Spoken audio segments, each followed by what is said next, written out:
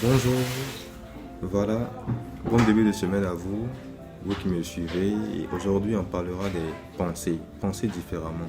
Pourquoi je le dis, certains de nos sœurs et frères ont des problèmes au niveau de leur réussite à réaliser certaines choses parce que très souvent, on s'oublie et on pense dans, on est souvent dans la pensée des autres. Voilà, cela est un blocage. Cela constitue même un obstacle à notre réussite et pour être épanoui, il faut éliminer ces pensées-là. Et il est important d'être à la bonne place. Voilà. Penser à la place des autres constitue un blocage. Ce qu'il est important de savoir, c'est que nous sommes différents d'abord par l'ADN. Notre ADN nous démarque, nous distingue des autres. Voilà. Nous sommes uniques par l'ADN. Et de la même manière que nous sommes uniques par l'ADN, nous sommes aussi uniques par nos pensées. Voilà. Personne ne peut deviner ce qui se trouve dans la pensée de son prochain parce qu'il n'a pas ce don-là, ni la connaissance de pouvoir l'avoir. Alors, nous devons être à la bonne place. Voilà. Et penser à la place des autres, voilà, donne naissance à quoi? Qu'est-ce que cela entraîne lorsque on se met à penser on se met à penser dans la tête de l'autre, comme on le dit, on se met à penser à la place de l'autre. Cela entraîne quoi? Cela entraîne culpabilité très souvent. On se culpabilise croyant que celui qui est en face de nous peut connaître nos secrets. Voilà. On a une baisse de l'estime de soi-même parce qu'on souvent on surestime la personne qui est en face de nous par nos pensées et on se rabaisse en pensant que cette personne est vraiment grande ou supérieure à toutes les qualités possibles et on s'oublie même. Et encore, cela aussi emmène la timidité puisqu'on n'arrive pas à s'exprimer normalement. On se dit qu'on n'a pas les valeurs. On fait une pensée sur soi-même et on se dit qu'on n'a pas les critères possibles pour être à un certain niveau et cela nous ramène à être timide. Et cela encore amène encore à faire quoi? Cela développe encore la peur, la crainte puisqu'on est en train de juger sur certaines actions. Est-ce que si je vais faire une activité, est-ce que cela aura des bienfaits ou des effets positifs? Est-ce que cette personne, si quand j'irai la voir, est-ce que j'aurai des réponses pour moi? Vu son comportement, c'est pas sûr qu'elle puisse me répondre, c'est pas sûr qu'elle puisse me recevoir, c'est pas sûr que j'aurai ce travail puisque je n'ai pas les qualités. Mais on ne se met pas dans les dispositions. Mais déjà, on scelle déjà notre sort par notre pensée. Et cela est très négatif pour nous. Et cela crée un obstacle, un véritable obstacle pour notre épanouissement. Voilà, notre épanouissement même. Et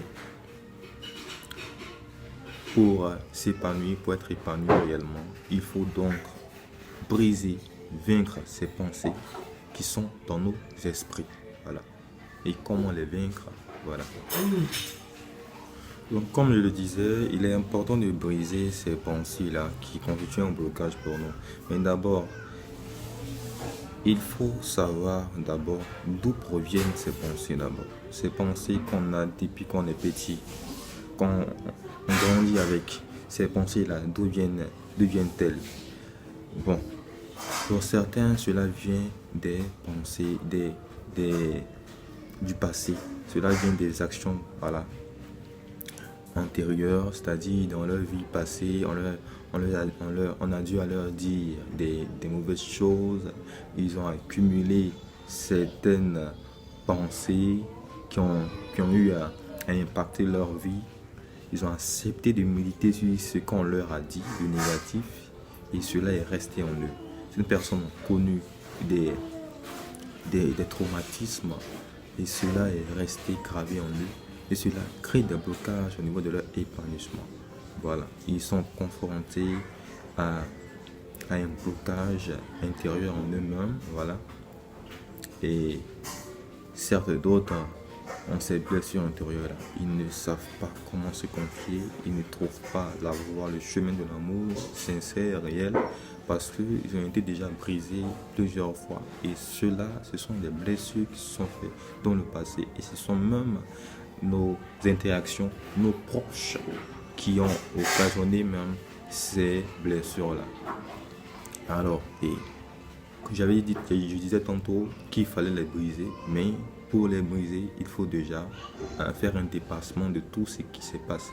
C'est-à-dire même aller au-delà même, je voulais dire même, aller même à pardonner toutes ces choses, laisser tomber totalement, c'est-à-dire se répéter des paroles disant de pardonner tout ce qu'on m'a fait, de pardonner tout ce qu'on m'a fait, de répéter ça de façon intérieure jusqu'à ce que ce pardon-là vienne de façon, si je peux le permettre, surnaturelle même, et de répéter jusqu'à ce que la conscience puisse accepter que tu as pardonné et que tu reprends un nouveau départ.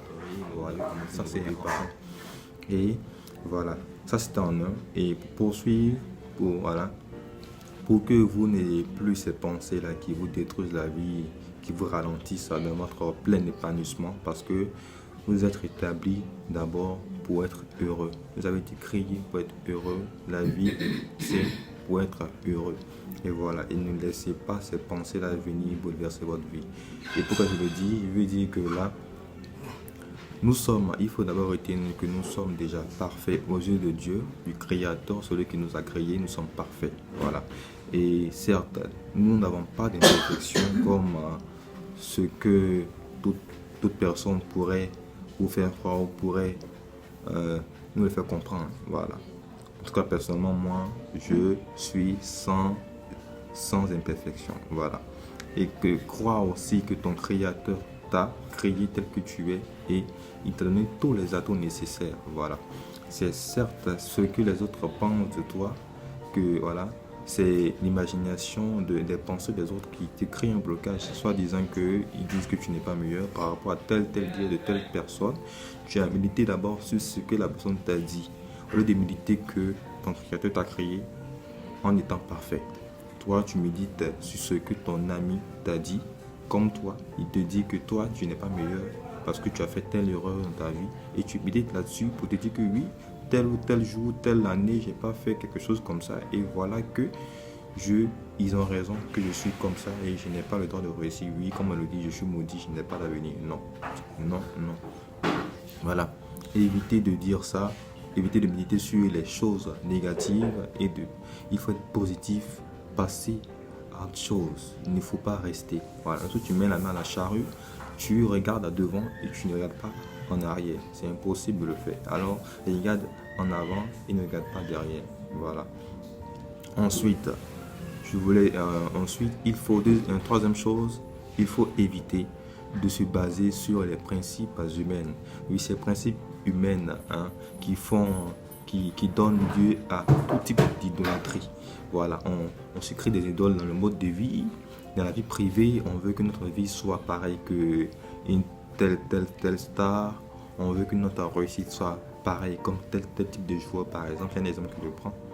Et on se crée des idolâtries qui nous empêchent réellement de créer notre propre existence, de vivre notre propre existence, c'est-à-dire de se réaliser nous-mêmes avec nos propres capacités, de créer notre propre histoire. Cela est un problème parce que beaucoup sont encore des idoles des principes humains, voilà, des principes, des lois qu'on dit relatifs à l'argent. Si tu n'as pas d'argent, tu n'es personne, alors que ce sont tes atouts. Si déjà tu te dévalorises maintenant, comment tu pourras avoir de l'argent? Tu te dévalorises maintenant par tes pensées. Comment tu pourras avoir un avenir meilleur? Voilà. Alors la base, ce n'est pas l'argent comme on le dit, mais c'est d'abord toi-même. Comment tu te valorises avant d'abord d'aller te vendre sur le marché? C'est ça d'abord. Et éviter tout type d'idolâtrie, ça j'avais dit ça en droit. Et voilà, se créer sa propre histoire. Voilà. Éviter tout type d'idolâtrie, c'est très important. Ensuite, la quatrième option, éviter toute convoitise. Et on le sait, oui, on est à court de moyens, oui. On cherche, on demande, on veut avoir des choses, on veut avoir du matériel pour avancer. Mais il faut éviter tout type de convoitise. Cela t'empêche réellement de te concentrer sur ton objectif. Convoiter telle chose futile ou pas ne va pas t'emmener à à réussir. Et il est important de ne pas convoiter certaines choses, même de regarder dans la pensée. Évite, répète ça automatiquement. Évite de convoiter. Dis-toi à ton esprit qu'il ne convoite aucune chose. Voilà. Qu'il lui-même puisse obtenir ces choses et qu'il ne puisse pas convoiter ces choses. Voilà. Cinquième position, voilà. Cinquième option. Surtout, il faut éviter tout critique non fondée. Voilà. Telle personne, oui, éviter tout critique non fondée. Très souvent, on se voit critiquer sans fondement.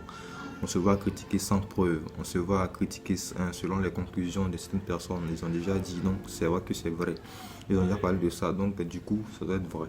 Alors, il ne faut pas s'établir des conclusions comme ça sur les dits des personnes ou des on-dit, comme on le dit.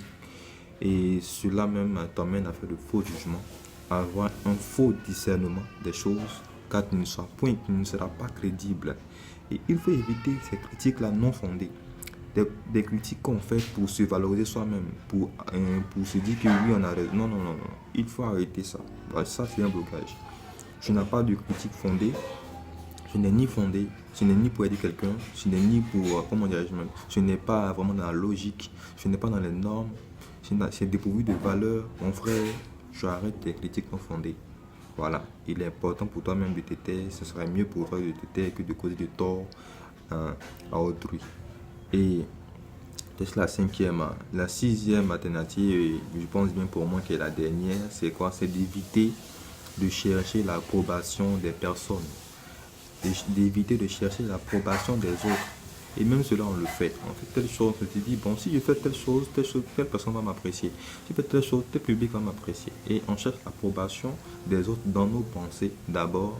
Et ainsi aussi, même dans nos actes aussi, on cherche, en faisant l'acte, on ne cherche pas, certes, le bonheur la vision qui va s'apparenter à ça, ou bien le bonheur qui va suivre le général, mais on cherche plutôt à impressionner celui qu'on recherche, la cible qu'on a mis en tête. Voilà, on cherche à impressionner la cible de personne qu'on a envisagée en tête. Et cela est un blocage. Voilà, donc en dernière position, c'est de ne pas chercher et éviter de chercher l'approbation des autres dans nos pensées. Voilà. Parce que toi, tu te dis que oui, tu avais telle chose, et il a apprécié. Mais qu'est-ce qui te fait comprendre? Toi, tu peux aller voir dans sa tête là-bas pour dire que oui, ce que tu as fait là, c'est bon. Est-ce que tu peux savoir que ce que la personne pense de toi est mauvais? Tu peux pas aller là-bas, ouvrir sa tête. On va t'appeler chirurgien, quoi. Chirurgien dans la pensée. Donc, toi, tu es un chirurgien dans la pensée, quoi. Tu viens, tu découpes sa tête et puis tu vois ce qu'il y a dedans. Non, jamais. Donc, ça, c'est très important. Ne pas chercher l'approbation des autres. Voilà. Établir sa vision juste de la vie et continuer sur son chemin. Continuer sur le chemin que Dieu a établi pour toi. Voilà. Et même dans nos actes, il ne faut pas faire des actes influencés par les autres. Des actes influencés par l'approbation d'une personne. Mais il faut plutôt faire des actes pour un but bien précis, pour un but général, pour un épanouissement général de soi-même. Car l'intérieur vaut mieux que l'extérieur.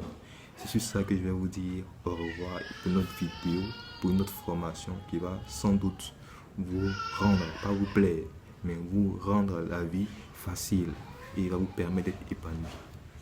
Merci.